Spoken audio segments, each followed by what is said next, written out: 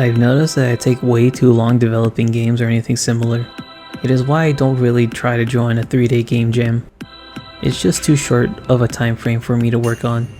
So I've decided to start making some pre-made assets beforehand for me to use later in my projects to speed up my development time. This time, I'm making a custom 2D platformer. This isn't the first time I've made a platformer controller. I made one for Shapes and Speed, a 2D platformer game which I made for the One Big Game Jam some time ago. I wanted the player to feel like you could speedrun the game if you were good enough. So I took the time to look up tutorials on how to make a good platformer and managed to learn and create my own. But this controller was designed specifically for this game, so I can't use it completely. Which is why I'm taking what I learned and making a reusable asset. So to start, let's get a basic character who can move and jump. Meet Jim. He's going to show off the process of making a good platformer throughout the video. As you can see, Jim can move left or right, he can jump, and he can fall down. For some, this is probably fine or enough for certain games, but we want to make this better since he feels very clunky and floaty. One of the issues you can see is that whenever we jump, it will always be a full high jump. To solve this, many other games have added something called a variable jump height, which is simply whenever you release the jump button after a jump, you will start to fall back down instead of continuing the jump. This is simply done by saying whenever the jump button is released after we jump, multiply our Y velocity by half, or in other words, half our Y velocity. What we are doing is decreasing the jump force used to jump in the first place. You can change the amount we are decreasing by, but here doing half or a 0.5 works just fine. We can also add in a faster fall using the same logic.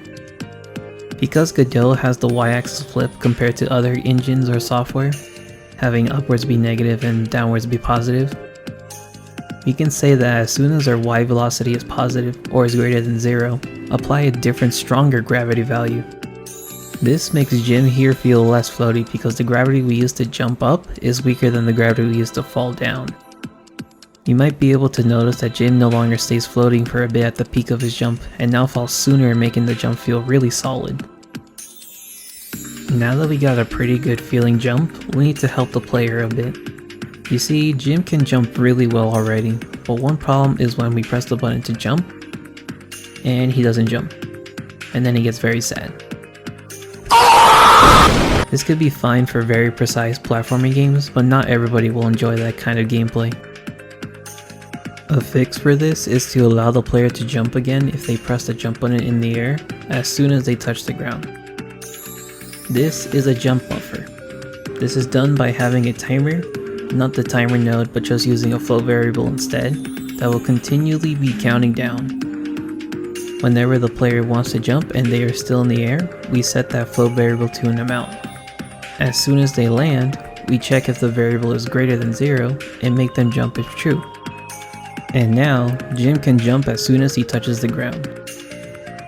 Now let's do the same but in the air, specifically when leaving a platform or a ledge. This is coyote time, where for a certain amount of time after falling from a ledge, the player can still jump. We can create another timer for coyote time that will continually count down. When the player is on the ground, we will continually set the timer to a certain amount. This is so that as soon as the player is in the air, the timer will start to count down.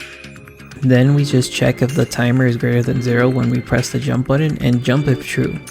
And now, Jim can jump when he wants to, and if he doesn't, then that just means that he missed his window. But what if Jim jumps to a platform and doesn't make it? Or tries to jump but hits his head on the very edge of a ledge? Well, having Jim be just short of a jump to a ledge or out of one isn't very fun. So let's help him out. We can nudge Jim either upwards if he misses a jump from a ledge, or left or right if he is underneath one. We can easily do this by using some raycast. First, let's make Jim be nudged horizontally. We can first add some raycast to the top of his head. We'll have 2 on the left, one at the very corner and another a little bit away from it. And do the same to the right. The raycast at the very corners will detect if he is under something, while the innermost ones will detect if we are still under something, or have open space above. This is so when we are under a ledge and try to jump, the second ray will determine if we need to nudge the player or not. Now all we have to do is determine which direction to nudge the player and by how much, and done. Jim can now be nudged when he jumps and not hit his head. Using the same logic, let's do it vertically now for just missing a jump to a ledge. We will use 4 raycasts again, 2 on the left with 1 around the feet and another a little distance above, and 2 on the right.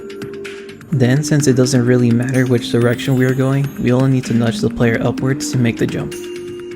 So we check if either the bottom raycasts are colliding with the ledge, and then also check if the raycast on the same side is not colliding, so that we can nudge the player up and make the jump. Now you can see when Jim takes a jump, when he's about to be just short, he will now be able to make it. With all the extra tweaks and additions, Jim is now a very nice platformer that can be used in future projects if needed. We can always add different mechanics to this, such as wall jumping or dashing or even sprinting, but not every platformer game will use these mechanics, so they can be added later. So I hope this project was interesting and that you learned a few things on how to make a good platformer controller.